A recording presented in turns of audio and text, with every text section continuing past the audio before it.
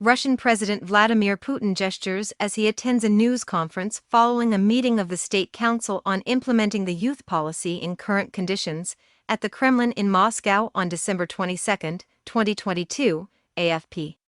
The Kremlin on Thursday accused Kyiv and Washington of turning a deaf ear to its concerns and charged the United States was using Ukraine as a battleground to weaken Russia.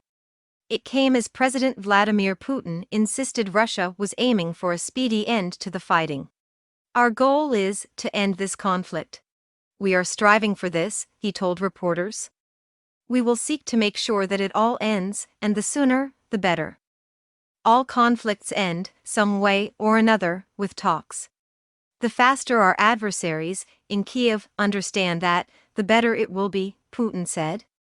Moscow's military chief has said Russian forces are now concentrated on wresting control of the eastern Donetsk region, where the battered city of Bakhmut has become an epicenter of fighting.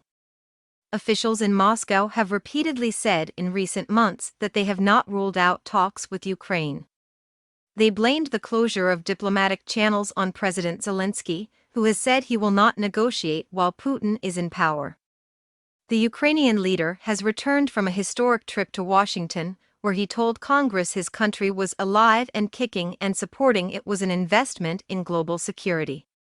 He enjoyed a hero's welcome on the lightning trip on Wednesday, in which U.S. President Joe Biden committed nearly $1.8 billion in military supplies, including, for the first time, the Patriot missile defense system.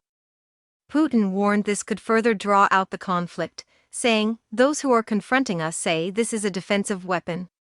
There will always be an antidote. The people who are doing this are doing it in vain. It's just prolonging the conflict, that's all," he told reporters. Earlier, the Kremlin said Biden and Zelensky were not listening to Russia's concerns. Not a single word was heard warning Zelensky against the continued shelling of residential buildings in towns and villages in Donbas, and there were no real calls for peace, spokesman Dmitry Peskov said. This suggests that the United States is continuing its line of de facto fighting an indirect war with Russia to the last Ukrainian, he added.